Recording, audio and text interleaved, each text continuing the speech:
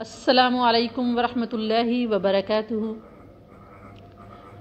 جی آج کا ہمارا موضوع ہے ایمان کامل کیا ہے، اس کے بارے میں حدیث ہے۔ حضرت ابی امامہ رضی اللہ تعالیٰ عنہ کہتے ہیں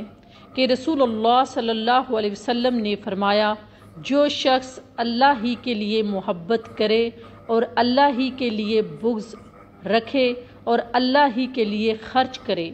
اور اللہ ہی کے لیے خرچ نہ کرے تو یقیناً اس نے ایمان کو کامل کیا، اس نے اپنے ایمان کو مکمل کیا۔ مطلب یہ کہ بندہ جو کام بھی کرے محض اللہ کی خوشنودی اور اس کی رضا حاصل کرنے کے لیے کرے، اس کا کوئی بھی فعل عمل کسی غرض، فاسد جذبہ، نام و نمود اور نمائش و ریا کے تحت نہ ہو۔ مثلاً اگر وہ کسی سے محبت و تعلق رکھتا ہے یا کسی سے دشمنی و عداوت رکھتا ہے تو اس کی بنیاد محض نفس کی خواہش یا کسی دنیاوی مقصد و غرض پر نہ ہو،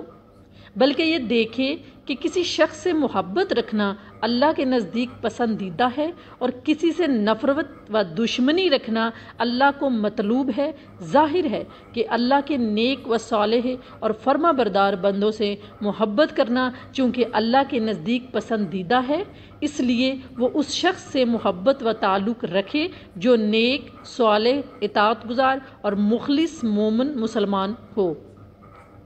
اور چونکہ ایسے شخص سے بغض و عداوت رکھنا ہی اللہ کو مطلوب ہے جو سرکش و نافرما بردار ہو، اس لیے اس سے بغض عداوت رکھے اور اس سے محبت کا تعلق قائم نہ کرے۔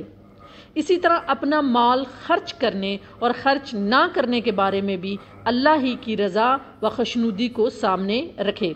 یعنی اگر خرچ کرے تو ایسی جگہ اور ایسے مصارف میں خرچ کرے جہاں خرچ کرنے کو حکم اللہ نے دیا ہے، اور جن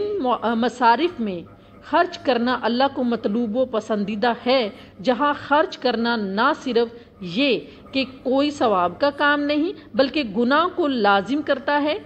وہاں خرچ کرنے سے اجتناب کرے، اور کسی ایسے شخص یا جماعت کے ساتھ مالی امداد و معاونت نہ کرے جو اللہ کی نظر میں مقبول و پسندیدہ نہ ہو۔ یہی وہ چیز ہے جس کو تکمیل ایمان کا باعث قرار دیا گیا ہے۔ نیکسٹ ہمارا ٹاپک ہے سب سے افضل عمل کیا ہے۔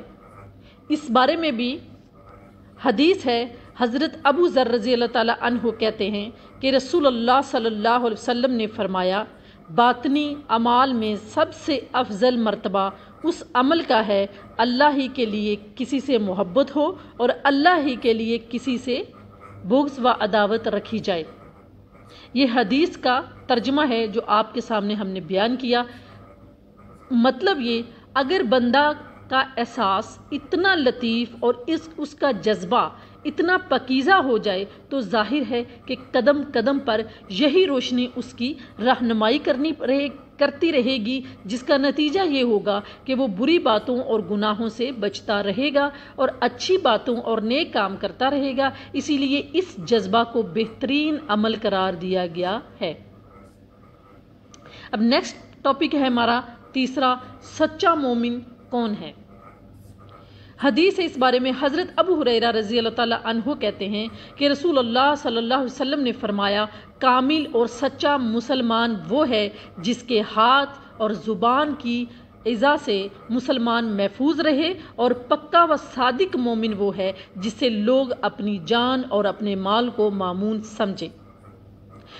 مامون اس کا مطلب یہ ہے کہ لوگ اپنی جان اور اپنے مال کو جس سے محفوظ سمجھیں کہ اس شخص سے ہمیں کوئی نقصان نہیں ہے،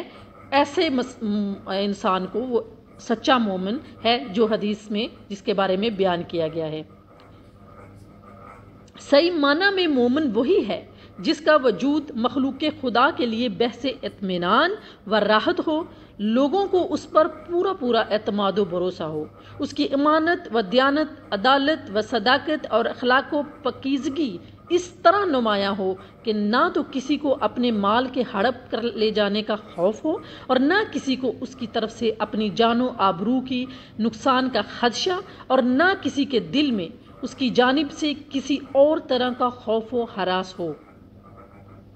حقیقی مجاہد بھی وہ نہیں ہے جو دشمنوں سے جنگ کرتا ہے، بلکہ مجاہد وہ ہے جو اپنے نفس و امارہ سے جہاد کرتا ہے اور اللہ کی راہ میں بڑی سے بڑی قربانی پیش کرنے کے لیے وہ اس کی اطاعت و فرما برداری کی خاطر نفس کی تمام خواہشات کو موت کے گھاٹ اتار دیتا ہے۔